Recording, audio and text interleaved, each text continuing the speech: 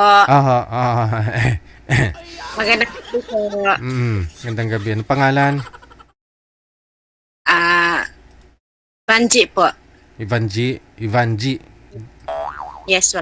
Evangeline, no? Ganun. Saan po kayo ngayon? Sa Osami City po, So ano maserbisyo ko sa iyo, ma'am? um, ano po, sana mabigyan mo ako ng ano. Nang? Ayusin mo. Ano bibigay ko sa iyo, anak? Friend po. Friend. Ayuda. Opo. Akala ko ayuda. Pwede po. Ayud. Anong klaseng ayuda ang gusto mo? Ayuda? Ayun. Wala po kayong friend, ma'am. Wala po, sir. Ahay, wawa ka naman. Po. Okay. So bakit? Hiwalay ka na po ba sa asawa? Hindi, hiwalay po, pero hindi po ako kasal. Live-in lang po. Mhm. Apo. Okay. Nag-live-in kayo ng ilang taon? 15 years po. Oho. So sa 15 years, ba't naman ho kayo naghiwalay? Naghiwalay po kami, hindi po kami nakaano. Nakaano? Kasi silos kasi. Ay, yun lang. Mahirap po kasi mahirap talaga maging maganda, ma'am. Hindi naman po. Ba't ho siya nagsiselos? Dati nagtatrabaho po ako sa Jollibee po.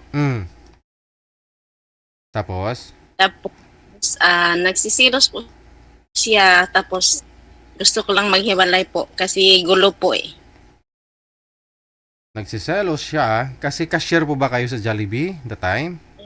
Hindi po, crow po. Aha. So saan po siya nagsiselos? Sa mga kasamahan po ninyong crew, ganun? Po. Ay. One time po ba binisita kanya dun sa outlet or sa ano ninyo, sa Jollibee, sa trabaho mo? Tapos may nakita ho siyang parang nilalandi-landi ka ng ka-crew mo? Wala po. Kasi pag nagtatrabaho ka ng Jollibee kasi daming mga tao, tapos daming mga friend mo doon. Ba't naman nagsiselos? Hindi ko po alam sa kanya. Yun lang. Okay. So dahil nagsiselos siya, nag-aaway po kayo, Apa. nakipaghiwalay ka sa kanya. Pa. Gaano po ba kalalim yung pagsiselos niya na umabot po ba sa sinasaktan ka na? Apa.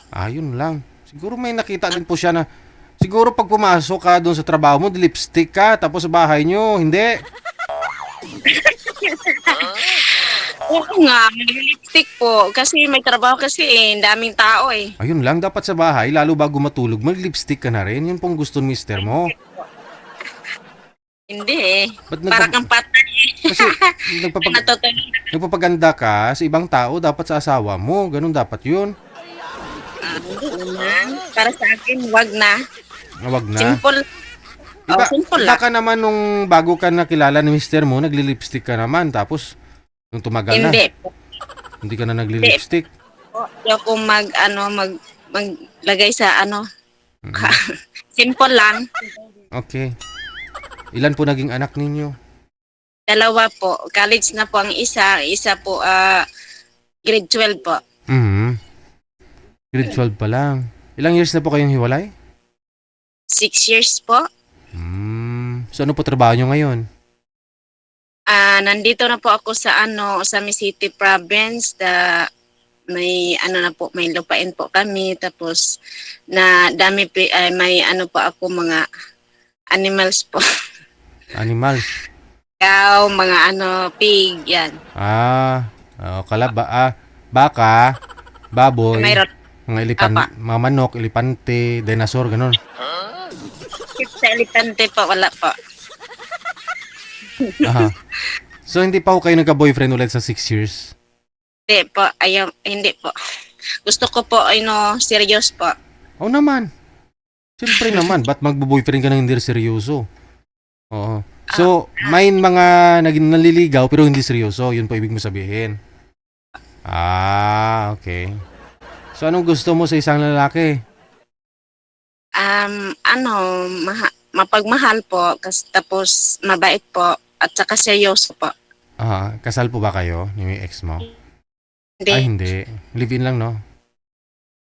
Apo. Okay, sige. Nasa Misamis po ngayon si Madam Evangeline. Ilang taon na po kayo, ma'am? 49 po. Okay, sige. 49 years old.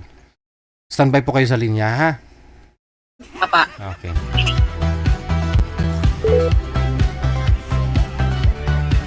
Mahirap yung ganun, no? Tapos si mister mo, naglalasing, tapos sugurin ka dun sa trabaho mo.